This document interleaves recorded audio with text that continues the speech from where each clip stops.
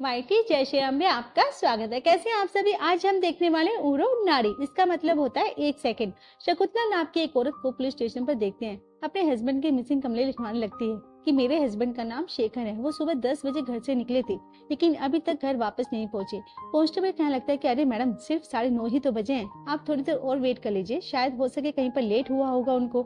शकुंतला कहने लगती है कि सर, मुझे एक बंदे पर शक है, उसका नाम है करीमे त्यागे। कांस्टेबल शौक में रहकर पूछने लगता है, क्या तुम उस फाइनेंस बंदे त्यागे के बारे में बात कर रही हो, और उसके पास जो कोई भी डॉक्यूमेंट जाते हैं वापस हमारे हाथ नहीं आते। तभी वहाँ पर इंस्पेक्टर पारदी आकर पूछने लगता है, क्यों डॉक्यूमेंट वापस नहीं आएंगे। कांस्टेबल कहने लगता है कि सर, वो त्यागे ऑलरेडी रजिस्टर ऑफिस में काम किया करता था।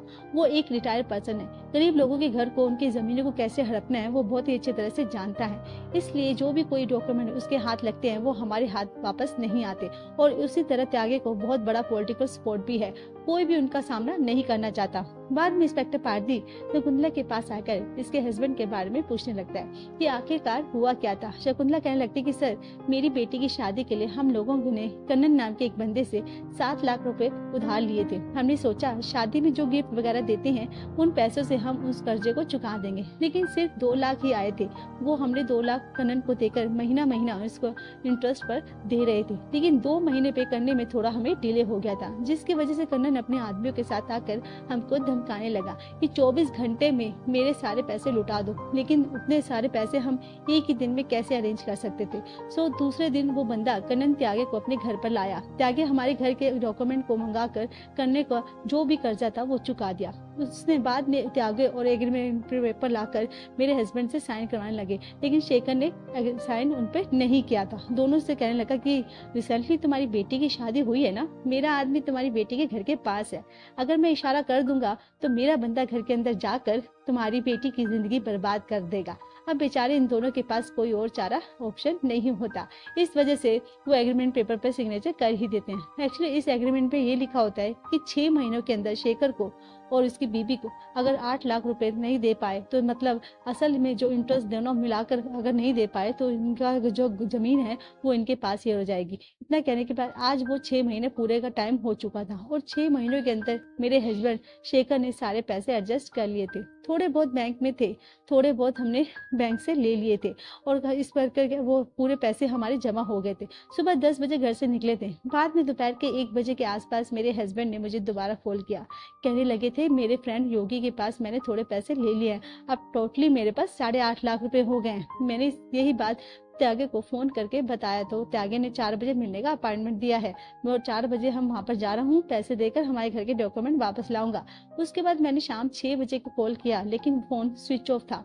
बाद में 9 बजे मुझे उसी नंबर से कॉल आया था, लेकिन किसी ने कोई बात नहीं की। पारदी कहने लगता है कि आप फिलहाल अपने घर जाइए, मैं आपके पति के बारे में इन्वेस्टिगेशन करूंगा। खैर दूसरी तरफ त्यागे अपने आदमियों के साथ मिलकर किसी दूसरे बंदे को बहुत मार पीट रहा था। कुछ सालों पहले इस बंदे के भाई ने त्यागे के रास्ते में आया था, वही गरीब लोगों की जमीनों को हड़पना। तो त्यागे गुस्से में आकर एक दिन उस बंदे के हाथ पैर बांध के ऊपर से गाड़ी चढ़ा देता है, उसको लंगड़ा कर देता है। और उसी बंदे का भाई फिलहाल त्यागे के रास्ते में आ रहा होता है, और तो त्यागे उस बंदे को भी पकड़कर बहुत मारपीट करता है। अपने आदमी से कहने लगता है कि इसको भी मार के तालाब में फेंक दो। इस तरह से जब वो लोग उसको मारने ही वाले होते हैं तभी वहाँ पर पादरी आ जाता है और लोगों से फाइट करने लगता है, उस बंदे को बचाने लगता है। अब त्यागे को भी अरेस्ट करने वाला होता है, तभी एक एमएलए पादरी को कॉल करके कहने लगता है कि इंस्पेक्टर, तुम जहाँ पर भी हो फटाफट से वापस आ जाओ अपने पुलिस स्टेशन पर, और तुम जानते हो ना वो त्यागे मेरा बंदा है। इंस्पेक्टर कहने लगता है, सर सॉरी सर, मुझे नहीं पता था कि वो त्यागे की आपका बंदा है, लेकिन फॉर्मेलिटी के लिए मुझे किसी को तो अरेस्ट करना पड़ेगा ना। इसलिए वो जानबूझकर त्यागे के चारों बंदों को भी और उसी तरह त्यागे को भी अरेस्ट कर लेता है। पुलिस पर जाकर त्यागे के बंदों को मारपीट कर शेखर के बारे में पूछने लगता है। वो लोग पादरी को जो हुआ वो बताने लगते हैं। ये एक्चुअली शेखर पूरे पैसे हासिल करने के बाद त्यागे को कॉल किया, तो त्यागे ने शेखर को 4 बजे का पॉइंट दिया था कि तुम 4 बजे मेरी फैक्ट्री में पास आ जाओ। अब उसी जगह पर वो एमएलए भी मौजूद होता है। एमएलए त्यागे से कहने लगता है कि शेखर, पैसे देने के बाद क्या तुम उसके घर के प्रॉपर्टी पेपर्स उसके हाथ में थमा दोगे? तुम जानते हो ना शकुंतला की प्रॉपर्टी मुझे चाहिए, कितनी इंपॉर्टेंट है वो मेरे लिए। त्यागे कहने लगता है, सर अरे आप फिक्र मत करिए, जब शेखर पैसे लेकर आएगा तो हम हिसाब किताब गलत बता देंगे, तब तो वो पैसे एडजस्ट नहीं कर पाएगा ना। मतलब गरीबों की प्रॉपर्टी हड़पने में इस मेल का बहुत हाथ होता है। खैर दूसरे दिन पादरी एक चिट फंड वाले बंदे के पास जाता है। मतलब शेखर ने इसके पास कुछ पैसे जमा किए थे, कल इसी के बंदे के पास आकर आपने पैसे लिया था कि हाँ हाँ। बंदा कहने लगता है कि हाँ सर, कल शेखर मेरे से घर पर आया था, 12 बजे के आसपास मैंने उसको पैसे दे दिए थे और उसी वक्त उसने त्यागे को कॉल करके बता दिया था कि मेरे पास पैसे पूरे हैं, कहाँ पर मिलना है, यहाँ पर नहीं मिलना, आने के बाद बताऊंगा। एक कांस्टेबल पादरी को कॉल करने लगता है कि सर कल शेखर अपने बैंक में जाकर थोड़े पैसे विड्रॉ करे थे। थोड़े पैसे से विड्रॉ करने के बाद पादरी शेखर के फोटो स्टूडियो पर जाता है। मतलब शेखर एक छोटा सा फोटो स्टूडियो रन करता था और उसी जगह पे शेखर की बाइक भी होती है, पास ही के चाय दुकान भी होती है। जाकर शेखर के बारे में पूछताछ करने लगता है तो चाय वाला बंदा कहता है कि हाँ सर, तकरीबन 1:30 बजे के आसपास शेखर और उनके फ्रेंड योगी मेरी चाय की दुकान के पास आए थे। मतलब अक्सर यहाँ पर आते रहते हैं। तो कल सर भी आए थे, उस वक्त योगी सर ने उनको 50,000 दिए थे और फिर शेखर अपनी फ्रेंड योगी से कहने लगा कि मेरे पास तो अब पूरे 8.5 लाख रुपए हो गए, फटाफट से मैं अपना कर्जा उतार दूंगा। यार तो योगी कहने लगता है कि शेखर तुमने इस टेंशन में अपना शेव ही नहीं किया, एक पागल जैसे नजर आ रहे हो, तुम पहले जाकर शेव कर लो, बाद में कहीं और जाना। तो योगी जी वहाँ से चले जाते हैं और बाद में पादरी वहीं के एक सैलून पर जाता है। वो दुकान वाला बंदा विनायक पादरी से कहने लगता है कि हाँ सर, कल दोपहर के बाद 12 बजे तो शेखर सर मेरी दुकान पर आए थे शेविंग करवाने के लिए। शेविंग करते समय कोई त्यागे नाम का बंदा शेखर जी को कॉल किया था, किसी मील के पास आने के लिए कह रहे थे और शायद त्यागे ने शेखर के लिए कोई गाड़ी को भेजा था। शाम में वो नहीं आए तो तुम अभी के अभी उस गाड़ी में बैठकर मेरे पास आ जाओ। वो गाड़ी सफेद कलर की थी, नंबर तो मुझे सर याद नहीं, गाड़ी के पीछे शिवलिंग का स्टिकर था। शेखर उस गाड़ी पर बैठकर चले गए। पादरी कहने लगता है कि अगर उस गाड़ी का दोबारा देखोगे तो पहचान जाओगे ना, फटाफट से इन्फॉर्मेशन में कर हाँ मुझे बता देना तुम। ठीक है, वो करके वहां से चला जाता है। सर हमने शेखर की एक और मिस्ट्री निकाल ली है। जिस दिन हम लोगों ने शेखर को कॉल किया उन सारे लोगों से इंक्वायरी कर ली है। हमने तो शकुंतला के हिसाब से 9 बजे के आसपास शेखर के फोन से शकुंतला को कॉल आया था, लेकिन किसी ने भी बात नहीं की थी। तो उस लोकेशन को ट्रैक करने पर हमको ये बात पता चली कि जो कॉल त्यागे के रिलेटेड क्वेरी से आया था उसी तरह शाम में शेखर का फोन स्विच ऑफ हुआ था। उसके बाद त्यागे का एक बंदा वकील के साथ पुलिस स्टेशन पर आता है त्यागे और उसके आदमियों को बाहर लाने के लिए। पार्वती इन दोनों से कहने लगता है कि मैंने तो त्यागे को अरेस्ट नहीं किया। मतलब ऐसा बहाना बनाने लगता है कि मैंने तो त्यागे को पुलिस स्टेशन पर लाया ही नहीं, पता नहीं त्यागे कहाँ पर है। हालांकि त्यागे पुलिस स्टेशन पर ही होता है। तो ये दोनों यही बात एमएलए को आकर बताने पर एमएलए इन दोनों से कहने लगता है कि तुम ये चीजें मुझ पर छोड़ दो, मैं उस इंस्पेक्टर को देख लूंगा जो कुछ ज्यादा ही फड़फड़ा रहा है। खैर थोड़ी देर के बाद इंस्पेक्टर पादरी के पास आकर कहने लगता है कि सर उस शेखर का फोन आया हुआ है, लेकिन शेखर के फोन पर शेखर का नंबर नहीं है, किसी दूसरे का नंबर है।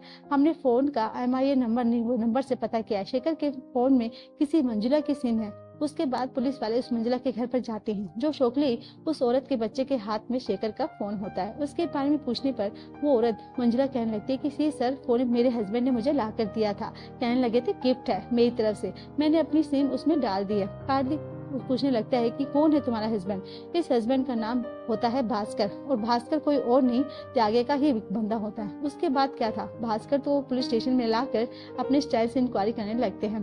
भास्कर कहने लगते हैं सर जब आप पहली बार त्यागे को अरेस्ट किया था तो मैंने फटाफट से एमएलए को जाकर इन्फॉर्म किया था। वापस जब मैं इंक्वायरी के पास आया तो ना आप थे न त्यागे भाई था, तो मैं उसी रात वहीं पर सो गया था। अब सुबह होने पर जब आँख खुली तो सुसु करने के लिए गया तो साइड में तो वहाँ किसी जगह पर मुझे एक फोन नजर आया, तो मैंने फटाफट से उसकी सिम निकाल कर अपनी बीवी को दे दिया। अब मुझे नहीं पता था कि वो फोन शेखर का था।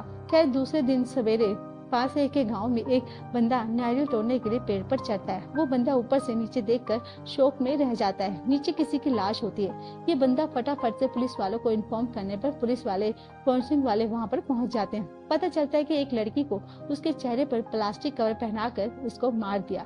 पादरी कांस्टेबल से कहने लगता है कि कल हमारे पुलिस स्टेशन पे एक बंदा आया था ना, जो उसकी बेटी मिसिंग हो गई है, उस बंदे को यहाँ पर बुलाओ। वहाँ पर वो बंदा आने के बाद उसी बंदे को उसी वाइफ को यहाँ पर बुलाते हैं तो शोकली वो मरी हुई लड़की इनकी ही बेटी होती है। इस लड़की का नाम होता है पार्वती। पादरी का फादर पार्वती से कहने लगता है कि एक्चुअली मेरी बेटी एक ज्वेलरी शॉप में हेल्थ सेल्स का काम करती है और रोजमर्रा की तरह वो अपने काम पर गई थी, लेकिन रात 11 बजने के बावजूद भी घर वापस नहीं आई थी। हर रोज मेरी बेटी पार्वती अपने बाइक को किसी पार्किंग शेड में खड़ी करती है। वहां पर जाकर देखा तो मेरी बेटी की बाइक वहीं पर मौजूद है और आज सुबह आपने मुझे फिर कॉल करके यहाँ पर बुला लिया।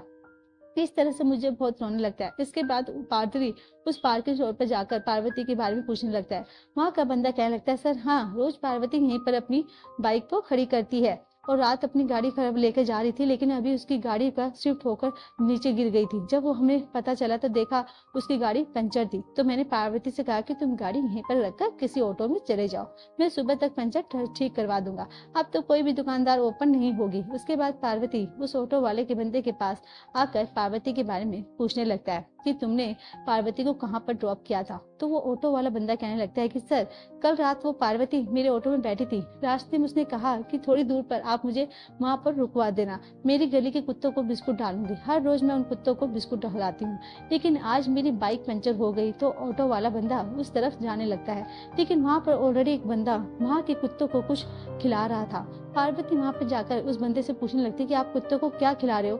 वो बंदा कहने लगता है कि मैडम, मेरा एक मटन शॉप है, आज एक ऑर्डर कैंसिल हो गया तो ये सारा बचा हुआ गोश्त मैं कुत्तों को खिला रहा हूँ। तो पार्वती कहने लगती है कि अरे कच्चा गोश्त कुत्तों को मत खिलाइए, वे पागल हो जाएंगे। वो बंदा कहने लगता है ठीक है मैडम, मैं अगली बार नहीं करूंगा। उसके बाद वो ऑटो वाला बंदा पार्वती को उसकी गली के पास ड्रॉप करके चला जाता है। ये सुनने के बाद पारदी उस ऑटो वाले बंदे से पूछने लगता है कि क्या तुमने उस बंदे का चेहरा देखा था जो कुत्तों को गोश्त खिला रहा था। ऑटो वाला कहने लगता है, अरे नहीं सर, अंधेरा था ना, उसका चेहरा ढंग से नजर नहीं आया। मुझे बाद में पार्वती एसआई को कॉल करके इंक्वायरी करने के लिए कहता है कि यहाँ के आसपास के एरिया में पता करो कि कल किसी का गोश्त का ऑर्डर कैंसिल हुआ है या नहीं। पुलिस वाले काफी सारे गोश्त की दुकानों के पास जाकर पूछताछ करने लगते हैं। सारे लोगों का जवाब यही होता है कि कल हमको किसी का भी ऑर्डर कैंसिल नहीं हुआ।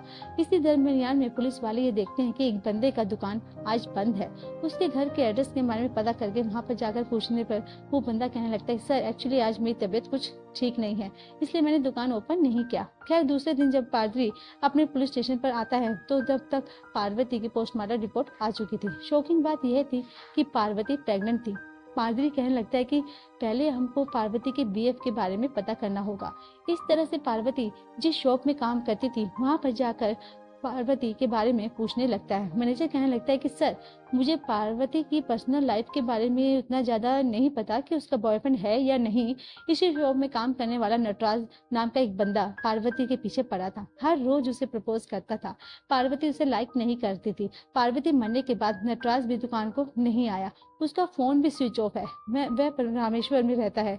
इस तरह से उसका एड्रेस देने लगता है। तो पार्वती फटाफट से उस गांव में जाकर नटराज के घर पर जाता है।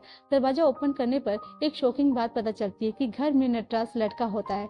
इसने कब का आत्महत्या कर ली थी फांसी लगाकर। और इसी तरह नटराज के हाथ में एक न्यूज़पेपर होता है जिसमें पार्वती की ही न्यूज होती है कि कल पार्वती की डेड बॉडी पाई गई। नटराज के सारे घर में पार्वती की ही फोटोज होती है। तो पादरी यही सोचने लगता है कि नटराज शायद पार्वती को सच्चे दिल से प्यार करता था। पार्वती के मरने के बाद शायद उसने उस गम को सह नहीं पाया, इसलिए वह भी मर गया। शायद पार्वती का बॉयफ्रेंड कोई और होगा, इसलिए नटराज को रिजेक्ट किया। उसने बाद में पार्वती के फादर के पास आकर पार्वती के बीएफ के बारे में पूछने लगता है। पार्वती का फादर कहने लगता है, नहीं सर, मेरी बेटी ऐसी काम हरगिज नहीं करेगी।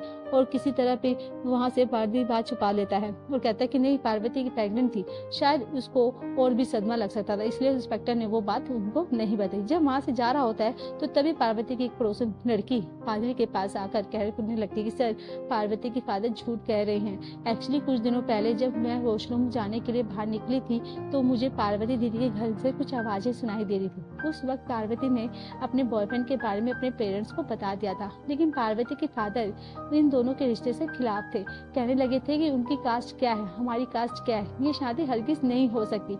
बाद में पादरी के पास आकर कहने लगता है कि मुझे ये बात पता चली कि उस एमएलए को शेखर की जमीन बहुत इंपॉर्टेंट थी, तो मुझे लगता है कि उसकी जमीन को हासिल करने के लिए तुम लोगों ने ही शेखर को मार दिया होगा, गायब किया होगा। त्यागी कहने लगता है कि उस जमीन के लिए शेखर को किडनैप करने की जरूरत ही नहीं है।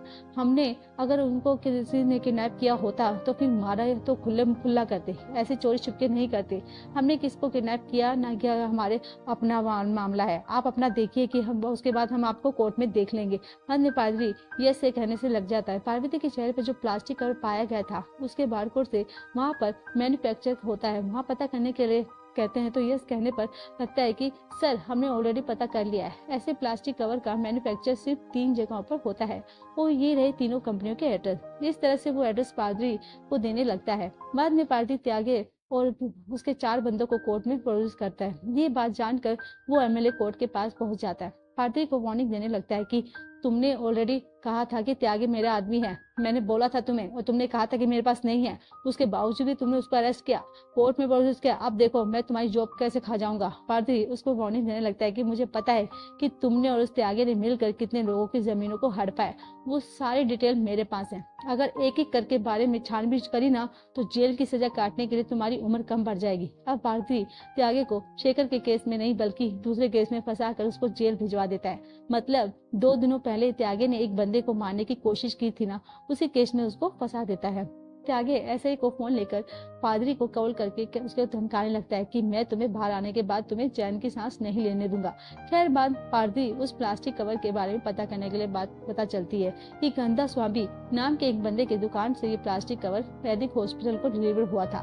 बाद में उस हॉस्पिटल के पास जाकर पूछताछ करने पर यह बात पक्की यकीन हो जाती है कि वो प्लास्टिक कवर वहीं से डिलीवर हुआ था। तभी कांस्टेबल पादरी को कॉल करके कहने लगता है कि सर मैंने पार्वती के कॉल हिस्ट्री को चेक किया है, 4 लोग रेगुलरली पार्वती को कॉल किया करते थे। एक है फादर उनके, सेकंड उसकी बेस्ट फ्रेंड और तीसरा नटराज और चौथा है शायद उसका बॉयफ्रेंड, उसका नाम है गंदा स्वामी। गंदा स्वामी का नाम सुनते ही पादरी शौक में रह जाता है कि थोड़ी देर पहले जिस दुकान के पास गए थे उस बंदे का नाम भी गंदा स्वामी होता है।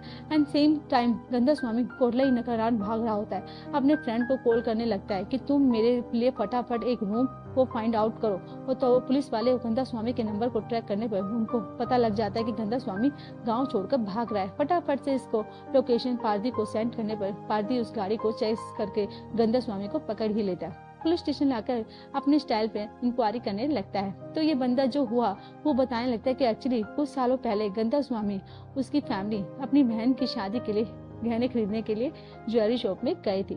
वहीं पर पहली बार गंदा स्वामी ने पार्वती को देखा था तो उससे प्यार हो गया। बाद में गंदा स्वामी कोई ना कोई बहाना बनाकर हर रोज उस दुकान पर जाकर पार्वती से मिलने लगा। धीरे धीरे इन दोनों की दोस्ती हो गई और ये दोनों एक दूसरे से बहुत प्यार भी करने लगे।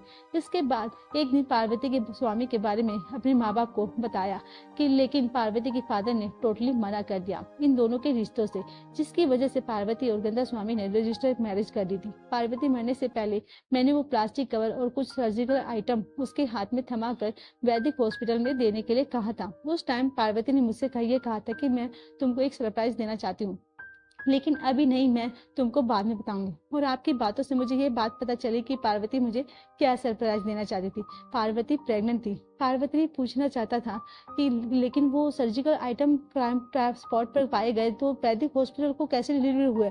गंदा स्वामी कहने लगता है सर एक्चुअली रात के 10 बजे के आसपास हॉस्पिटल वालों ने मुझे ये फोन करके कहा कि वो आइटम अभी भी तक डिलीवर नहीं हुई। फिर मैंने पार्वती को कॉल किया लेकिन उसका फोन स्विच ऑफ था, तो इसलिए मैंने एक और बिल भराकर वो सारे आइटम हॉस्पिटल को दोबारा डिलीवर कर दिए। पादरी पूछने लगता है कि अगर तुमने पादरी की हत्या नहीं की तो तुम गांव छोड़कर भाग क्यों रहे थे। गंदा स्वामी कहने लगता है कि सर मैंने पार्वती के साथ बहुत ही अच्छी लाइफ इमेजिनेशन की थी, लेकिन किसी ने पार्वती को बहुत ही बेरहमी से मार दिया, हमारे बच्चे को भी, इसलिए मैं चोरी छुपके उसके बारे में पता करना चाहता था। अगर वो मेरे हाथ लग जाए तो मैं उसे जान से मार दूंगा। लेकिन पादरी गंदा स्वामी को समझाने लगता है कि तुम जल्दबाजी में ऐसे फिजूल के डिसीजन मत लो, तुम्हारी और भी जिंदगी बाकी है। खैर बाद में पादरी ये सोचने लगता है कि शायद पार्वती के फादर ने ही पार्वती को मार दिया होगा। अपनी इज्जत बचाने के लिए पार्वती के फादर को पुलिस स्टेशन लाकर पूछताछ करने पर वे रोते हुए कहने लगते हैं कि आखिरकार मैं अपनी बेटी को क्यों मारूंगा। सर मैंने अपनी बेटी को नहीं मारा। पादरी पूछने लगते हैं कि फिर उस दिन आपने मना क्यों किया कि आप उसके बीएफ के बारे में नहीं जानते। फिर पादरी का फादर कहता है सर, पादरी को कहते हैं सर, पार्वती के फादर कहने लगते हैं कि सर अगर मैं उसके बारे में आपको बता दूंगा तो ये खबर पूरे मोहल्ले में फैल जाएगी, तो हमारी बदनामी हो सकती है, इसलिए मैंने उस बात को छुपा दिया आपसे। खैर दूसरे दिन पुलिस वाले शेखर के स्टूडियो पर जाकर वहाँ पर कुछ तलाशी लेने लगते हैं। कुछ सबूतों के लिए कुछ भी क्लू नहीं मिलता, तो थोड़ी देर के बाद पादरी शेखर की बीवी और शेखर का फर्स्ट फ्रेंड योगी को यहाँ पर बुलाने लगता है। तो योगी उस दिन जो हुआ वो बताने लगता है कि शेखर ने मुझसे 50,000 मांगा था, तो हम दोनों ने चाय की दुकान पर मुलाकात की, मैंने उसको 50,000 दे दिया। और शेखर ने कहा कि अब मेरे पास 8.5 लाख है। और हाँ सर, उस दुकान चाय की दुकान के पास एक बंदा बैठा हुआ था जो हमारी बातें सुन रहा था, उसके हाथ पर एक लाइन का टैटू भी था। तभी कांस्टेबल पादरी से कहता है कि सर वो तो मुर्गन हो सकता है, छोटी छोटी मोटी चोरियां करता रहता है, कल भी एक छोटे से केस में अरेस्ट हुआ था। तो बाद में पादरी मुर्गन के पास जाकर उससे मारपीट कर पूछने लगता है, कहने लगता है हाँ सर, कल मैं उस चाय की दुकान पर पास बैठकर उन दोनों की बातें सुन रहा था। शेखर सर के पास 8.5 लाख थे, पर मैंने सोचा कि उन पैसों को मैं चुरा लूं, लेकिन जब तक मैं प्लान करता शेखर सर कहीं पर गायब हो गए, मतलब मुझे नजर नहीं आए। और बाद में पादरी सोचने लगता है कि त्यागी ने शेखर को किडनैप नहीं किया। कॉल रिकॉर्ड के हिसाब से शेखर आखिरी बार अपने किसी कस्टमर से बात की, लेकिन वो सैलून शॉप वाला बंदा विनायक ने कहा कि आखिरी बार शेखर ने त्यागे से बात किया है, उसके लिए गाड़ी भिजवाइए। शेखर त्यागे की गाड़ी में बैठकर चला गया। तो पादरी फटाफट से उस विनायक नगर अपने स्टाइल से इंक्वायरी करने लगता है, पूछने लगता है कि बताओ क्या सच है, उस दिन त्यागी ने शेखर को कॉल किया था, क्या हुआ था। उस दिन विनायक जो हुआ वे बताने लगता है कि हाँ सर, लास्ट टाइम में शेखर ने अपने कस्टमर से ही बात की ही नहीं त्यागी से जब बात की सर, शेखर की सेवन कर रहा था, तो उस समय कस्टमर को अपने फोटो स्टूडियो को एड्रेस बता रहा था।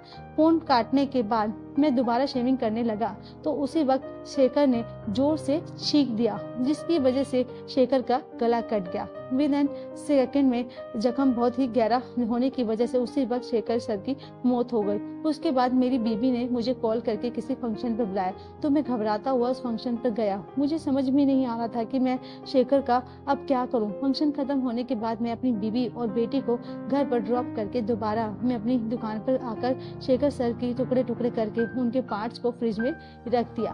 और बाद में मैंने शेखर को फोन किया, त्यागे के क्वेरी मेरे पास फेंक दिया। बाद में मैंने किसी मटन दुकान के पास जाकर कुछ गोश्त को खरीद कर उन गोश्त के टुकड़ों में शेखर के गोश्त के टुकड़ों को मिलाकर रात होने के बाद कुछ गली के कुत्तों को खिला रहा था। उसी वक्त वहां पर रेगुलरी की तरह पार्वती आई थी और मुझसे पूछी थी, कच्चा गोश्त कुत्तों को मत खिलाओ, वो पागल हो जाएंगे। और थोड़ी देर के बाद वो कुत्ते विनायक नगर बागली गोश्त के टुकड़ों को लेकर कहीं पर जाने लगता है। अब ये चीजें पार्वती रिजर्व करके चोरी छुपके उसका पीछा करने लगती है, जो विजयनगर एक बड़ा सा गड्ढा खोद के उन गोश्त के टुकड़ों को दफनाने लगता है। पार्वती अपने फोन में इस चीज का रिकॉर्डिंग करती रहती है। उसी वक्त लेट नाइट की वजह से पार्वती के फादर पार्वती को कॉल करने पर इसका फोन रिंग होने लगता है और ये आवाज विनयनगर पर पार्वती के पास आकर उसका मुंह दबाने लगता है। उसी प्लास्टिक कवर से उसका चेहरे को ढक देता है। तो इसी दरमियान पार्वती की मौत हो जाती है। विनायक कहने लगता है कि सर, मैंने जानबूझकर शेखर सर को नहीं मारा, मैंने ये सब कुछ मेरी बीबी बच्ची के लिए किया। पादरी कहने लगता है कि शेखर को तुमने जानबूझ के नहीं मारा, लेकिन खामखा तुमने पार्वती की जान को ले ली। विनायक को कोर्ट में प्रोड्यूस करने पर उसका सजा देती है। उसी कोर्ट के पार पार्वती के माँ बाप और शेखर की बीवी शकुंतला होते हैं। विनायक इन सारे लोगों के पैरों पर गिरकर गिड़गिड़ाकर माफी मांगने लगता है कि मैंने ये सब कुछ जानबूझकर नहीं किया, बस ऐसे ही हो गया, प्लीज चाहे जो मुझे माफ कर दो। सच में ये लास्ट का सीन बहुत इमोशनल लगा। ये अब वो लोग इसको कुछ भी नहीं करते, बस रोते रहते हैं। सारे लोग अपनी किस्मत के हाथों मजबूर होते हैं। कुछ लोग कहते हैं ना कि 1 सेकंड में क्या हो जाएगा, तो देखा आपने 1 सेकंड में क्या नहीं हुआ, कितने लोगों की जिंदगी बर्बाद हो गई। खैर, मूवी कैसी लगी कमेंट करके जरूर बताना। अगली वीडियो में जब तक के bye, take care, thanks for watching.